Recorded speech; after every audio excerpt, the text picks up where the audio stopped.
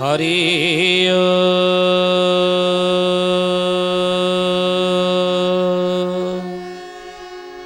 ओम भूर्भुवः स्वः तत्सवितुर्वरेण्यं भर्गो देवस्य धीमहि धियो यो नः प्रचोदयात्।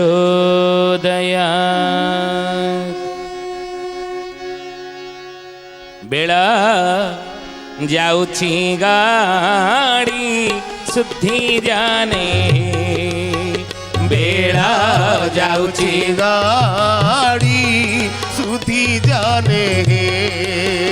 कौड़ी से साहेब सत्या प्रकाशिब, कौड़ी से साहेब सत्य प्रकाशिब। मालिका वचन अच्युत वाणी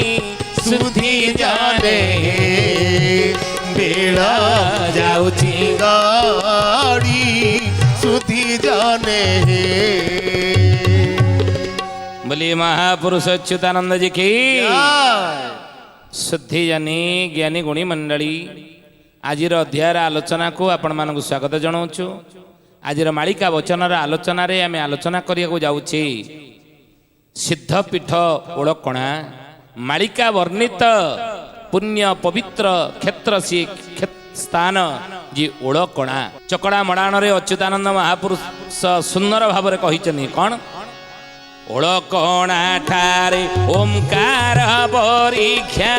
पाताल को बाट अच्छी सुख परीक्षित आश्रम रही केही खोजी न पांती।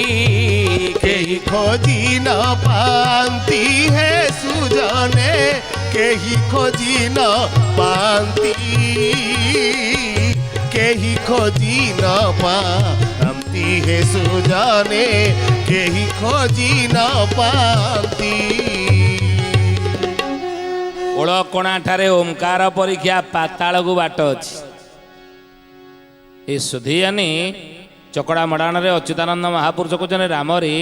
से पाताल को बाट अच्छी। आउरी गोटे कथा मध्य अच्छी गुप्त कथा। पांडव पांच भाई स्वर्ग आरोहण करने समस्त को बाट जना नथिला, किंतु जन को जना था से युधिष्ठिर महाराज। से किंतु सेठी पाइथिले स्वर्ग को जीवार बाटर संकेत। आगु को आम आलोचना करवा, किंतु आम आलोचना करुले गत अध्याय कौन ना पितामह भीष्म अंबा अंबिका अंबालिका काशी राजकन्या जेतेबेले स्वयंवर आयोजन होईची। हे सुधियानी ज्ञानी गुणी मंडली, विवाह जो संस्कार गुड़िक रही 16टी संस्कार जो रही हिंदू संस्कृति रे, सत्य सनातन संस्कृति रे मनीषर माँ गर्भरु आरंभ करी मरणोत्तर पर्यंत 16 गोटी संस्कार रही। माँ गर्भरे पिला थिला बेले गर्भ को आसिया पूर्व करा जाए गर्भाधान संस्कार। माँ गर्भरे जेतबेले भ्रूण संचार हो जाए, गर्भरे संतान रहिला बोली जेतबेले पिता माता जेतबेले निश्चित हो जाती, सेतबेले 2.5 मास रु 3 मास भितर द्वितीय संस्कार करा जाए, जार नाम होची पुंसवन बा गर्भोत्सव संस्कार, पुंसवन संस्कार। या परे 7 मास जेतबेले माँ गर्भरे संतान रही जाए सेतबेले करा जाए सीमंतन संस्कार। माँ गर्भरु पिला जेतबेले जन्म हुए सेतबेले करा जाए पिलार कौन ना नाभि ए कौन ना नामकरण संस्कार, 21 दिन नामकरण संस्कार। तापरे पिला को जेतबेले ही जाए केते ना 11 मास 6 मास जेतबेले ही जाए सेतबेले ता करा जाए अन्नप्राशन संस्कार। जेतबेले पिला को ही जाए 11 मास सेतबेले तार करा जाए मुंडन संस्कार। 4 वर्ष 5 मास पिला को हेले करा जाए विद्यारंभ संस्कार।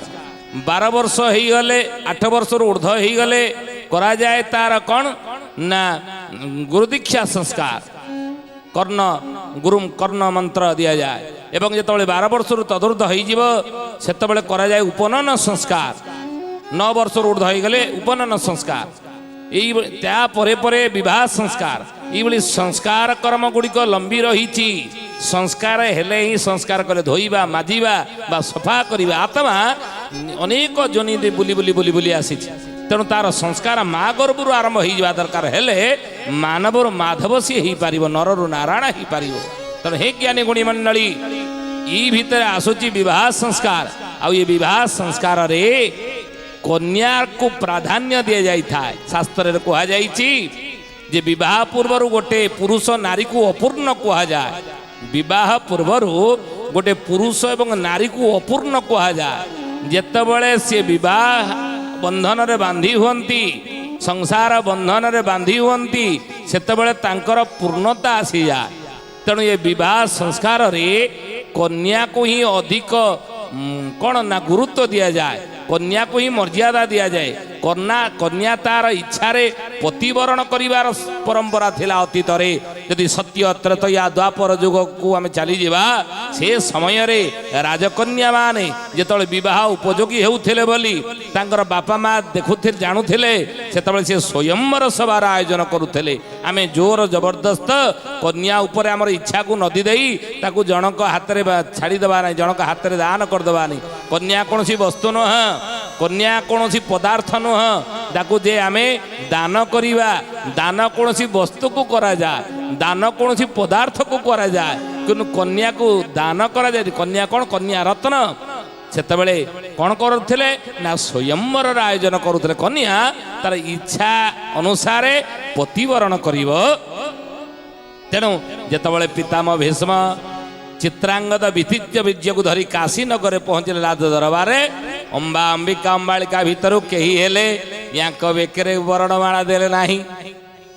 ଯେତେବେଳେ ନଦେଲେ ପିତାମହ ଭୀଷ୍ମ ରାଗିଗଲେ ଏବଂ ତିନି କନ୍ୟାକୁ ହରଣ କଲେ ଅମ୍ବା ଅମ୍ବିକା ଅମ୍ବାଳିକା। ଅମ୍ବା କହିଲେ, ଦେଖ ହେ ଦେବବ୍ରତ, ହେ ଭୀଷ୍ମ,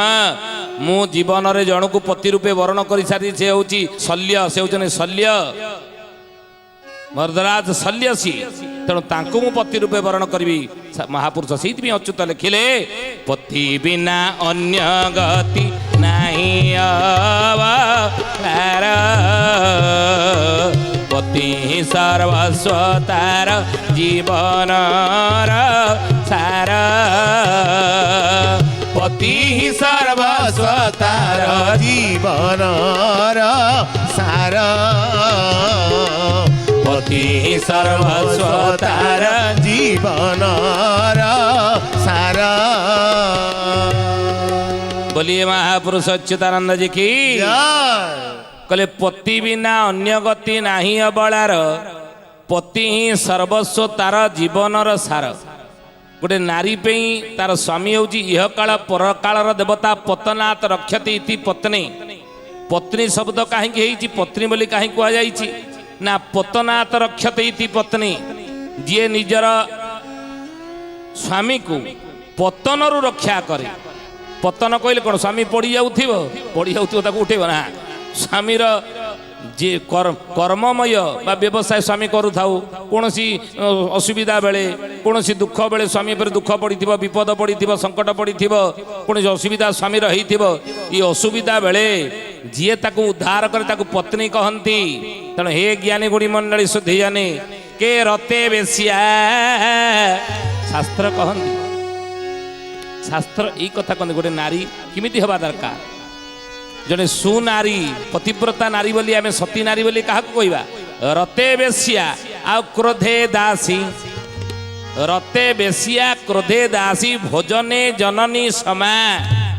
उत्तम नारीर लक्षण कौन? जे रते बेसिया क्रोधे दासी। क्रोध बेले आपण आमे देखिथिबा जे कौन हुए ना क्रोध गोटे राजा जदि गोटे दासी उपर क्रोध कले रागिले कौन सी कारणवशत ताले से दासी कौन रजा उपर रागे ना, सी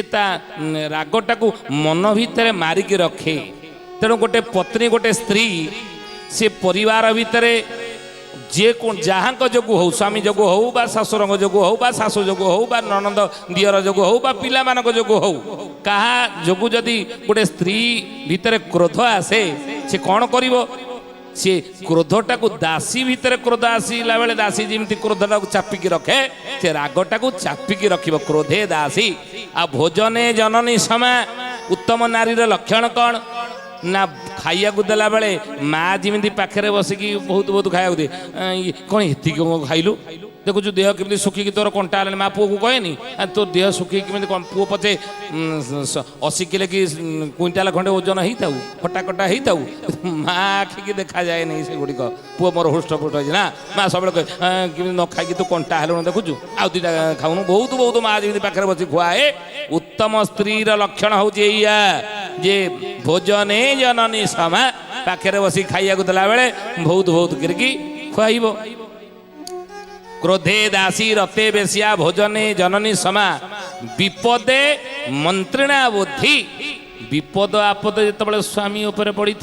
से कौन कर मंत्री जमी रजा पाखे रही विपद आपद बेले बुद्धि दिखती मणिमा आम इमिति कले ये विपदटा टलीज अमकई समकई कले आउ असुविधा पड़ोनी तेणु से भाई स्वामीर पाखे रही स्वामी की विपदर उद्धार पाइबे सब बुद्धि दौथ मंत्री भली सा नारी प्राणवल्लभा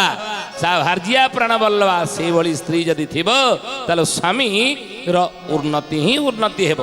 किंतु क्रोधे व्याघ्री रते सर्पा भोजने जोगिनी समा विपदे शत्रुणा बुद्धि सा नारी प्राणघातिका शास्त्र कहिले क्रोधे व्याघ्री यदि रागटा भितर थिब स्त्री भितर यदि रागटा अच्छी ताले से कौन कर दासी भली भितर रखनी से प्राणघातिका नारीर लक्षण कौन ना सी कौन कर ना घरे देखिए कौन जिनस आउ रही कछुरी पनिकी फनिकी सब बाड़ी बुड़ी भांगी भुंगी देव बुझिले तेणु घरे महाभारत सृष्टि करदेव कहते शास्त्र रे घरे ढमड़ा फमड़ा पशि जाइए ना कौन इमिति कौन पाटुंड होची तेणु हे ज्ञानी गुड़ी मंडली शुद्धियानी महापुरुष से ही कथा कहते कहले बाबू रे सुखांते दुखिता गाव दुखांते पुत्र पंडिता मानांते कला भार्जिया कुलांते ब्राह्मण रिपु मानांते कला भार्जिया भाग्य को यदि कड़ीगुड़ी स्त्री मिलगला जानवे बजार में मान सम्मान आपणकर नीलाम हबार बेला आसीगला बुझे तेणु से महापुरुष कहते क्रोधे व्याघ्री बाघ भाया खाली गर्जन कर यदि राग तार काज को आसगला शाशु शशुर हो स्वामी हो नणंद दियर हो से रागटा क्या छुआ सुझेब दी चार विधा थोब छुआ छुआ भेमारड़ी छाड़े राग तो स्वामी सुझे पारनी राग तो शाशु शशुर सुझे पारनी क्या सुझेब ना छुआ सुझेब अच्युतानंद महापुरुष मालिकार से कथा कहले युवा स्त्री माने उल्लग्न होइबे मनरे नथिब भये बहुलालो मनरे नथिब भये नारी माने आग रमण छिबे तेणुटी होइबे क्षये जय जगन्नाथ जय जगन्नाथ जय जगन्नाथ जय जगन्नाथ घरे घरे सबु अनर्थ होइब स्त्री हेबे बारुआरी बहुलालो स्त्री हेबे बारुआरी तटे की करी देखाइबे मिछे देउथिबे गाड़ी नहीं बेसी भेड़ आउल बहुल निकटे होइब देखा बहुलालो निकटे होइबे देखा पंच सखा माने कही जाइछन्ति पुराण रे अछि लेखा जय जगन्नाथ जय जगन्नाथ जय जगन्नाथ जय जगन्नाथ सुधियने ज्ञानी गुणी मंडली 600 वर्ष तले कागज कलम नथिला तालपत्र लेखनी रे अच्युतानंद महापुरुष गार मारदेले कहले कली जुगरे ये आचरण करिवे घरे घरे पत्नी माने सुधियने ज्ञानी गुणी मंडली तेणु महापुरुष कहते क्रोधे व्याघ्री बाघ भलिया गर्जन कर राग आसी जाए का जो हो क्रोधे व्याघ्री रते सरपा साप जिते साप परस्पर मिलन हुए नाग नागुणीकर से माने कौन करती छंदी होगी रहती तेणु रते सर्पा बाहा सारा पर स्त्री चाहूब जदि मो स्वामी उपर केवल मोर अधिकार अच्छे मु जहाँ कहि सी मो कथा मानबी मु जहाँ कहि मो कथा शुणवे आउ मो कथार सी जीवे कानी रे बांधिकी मुझे रखी हे शुद्धे ज्ञानी गुणी मंडली अर्थात रते सरपा ये तार बाप अच्छी ता प्रति तार कर्तव्य अच्छी पुओ सी तार माँ अच्छी माँ प्रति तो स्वामी जी सी पुणी कार पुओ ना सी ता प्रति कर्तव्य रही तार तुम जहाँ स्वामी बोली जहाँ आज कहूच जहाँ तुम हाथ दल ये सीवा पूर्वर जनकर भाई हो सारी तार भौणी मैंने अच्छा प्रति तार कर्तव्य नहीं कर्तव्य अच्छी पुणी से संपादन कर ना ना तेणु नाई नाई एकुटिया मोर साप भाया सब गुड़े हो सब पाखा जाकी ड्रेन ड्राइट भाया कहला मत छाड़ी तुम जानी बोलिए महापुरुष अच्युतानंद जी की क्रोधे दासी रते सरपा आ भोजने जोगिनी समा 8-10 जनक खाଇବା ପିଇବା ରୋଷେଇ ହେଇଥିବ ଘରେ କିନ୍ତୁ ଯଦି सी बाढ़ी दब 7-5 जनक पर देखला खाद्य जहाँ रोषेई होता नियंट पड़ो सटेज कौन 10 जनक होता घरे रोषेई ये 5 जन खाई सारा पर कौन हाँडी सुन हाँडी आउ कि ना भात तेणु भोजन जोगिनी समा चाहिदेले शेष हो आउ विपदे शत्रुणा बुद्धि विपद आपद जदि स्वामी उपर पड़ी कि परिवार उपर पड़ी ये नख घसुव मो सागर कली कजिया झगड़ा करते 5 दिन तले मुसीना किसी उत्तर दे पाइलिनी विरोध में जापारे किसी कली कजिया झगड़ा करनी आत्मसम्मान को जगिकी आज पड़िशा घर सहित झगड़ा झाटी लगी दीक्षारी विधा थुअंत पिठी में मो मन को भल जाता हाँ विपदे शत्रुणा बुद्धि विपद स्वामी उपर पड़ी बेले शत्रु भली कौन कर आचरण कर शत्रुणा बुद्धि विपदे शत्रुणा बुद्धि आउ महापुरुष कहते विपदे शत्रुणा बुद्धि सा नारी प्राणघातिका ये भली स्त्री जदि मिले ताले ज्योतिष को जातक देखईदबा आज्ञा देखिला मो जातक टिके केते वर्ष मोर भल चढ़ो केते वर्ष मोर आयुष अच्छी कौन ग्रहदशा चली बर्तमान महादशा चली तुम अमक महादशा बर्तमान चली तुम आयुष 80 वर्ष तुम व्यस्त होनी बा ये शनि महादशा जो चलती आपद विपद आसो दुख आसो कष्ट आसो बिजनेस लस हम इमती लगी रच वर्ष कितु तुम असुविधा हेनी किसी अन्य असुविधा हेनी देह पास किसी तुम जातक कौच 80 वर्ष तुम बचब ज्योतिष कहीदेव जात 80 वर्ष बचापी किंतु ये बड़ी स्त्री जदि भाग्य को मिलला ताले 60 वर्ष चिंतार चली जावा बोले महापुरुष अच्युतानंद जी की तेणु हे ज्ञानी गुणी मंडली महापुरुष से अच्युतानंद सुंदर भाव कहले बाबू रे ये भली स्त्री हूँ कौन ना सा नारी प्राणघातिका प्राणघाती भली तेणु जेतेबेले पितामह भीष्म अंबा अंबिका अंबालिका को आनी अंबा कहले देख मो जीवन जन को पति रूपे वरण कर सारी हूँ मद्रराज शल्य आउ छड़ा मुझे ग्रहण कर बर जीवन मु हरईदेवी पितामह भीष्म कहले ठीक अच्छे तुम जा शल्य पाखक जा जदि तुम जीवन में पति रूपे वरण कर सारी आउ 2 जन रहिले अंबिका अंबालिका चित्रांगद एवं विचित्र वीर्यंग सहित विवाह करईदेले कर सारा अति कम दिन व्यवधान रे चित्रांगद विचित्र वीर्यंकर मृत्यु हो गला। यही समय सत्यवती कहले धन रे ये 2 जनकर मो पुओ 2 जनकर मृत्यु हो गला किंतु करवा कौन ये विधवा कन्या 2 जन रहिले हस्तिना सिंहासन शून्य हो रहा ये हस्तिना सिंहासन बसब कि उपरांते तुम्हें टिके जदि मो कथा मानिब तुम्हें आंक सहित संपर्क स्थापन कले जो संतान जन्म हम तुम औरुषरु सी हस्तिना सिंहासन उत्तराधिकारी सूत्र राजा है बस पितामह भीष्म कहले हे माँ मु ब्रह्मचर्य व्रत पालन कर आज मो ब्रह्मचारी मु प्रतिज्ञा केबे मु भंग करी ना ताले करवा कौन व्यासदेव हेउचनी सत्यवती प्रथम संतान से व्यास को डकईले व्यासदेव को जो सत्यवती कहले धन रे मोर इच्छा या तुम्हें ये 2 कन्या सहित संपर्क स्थापन कर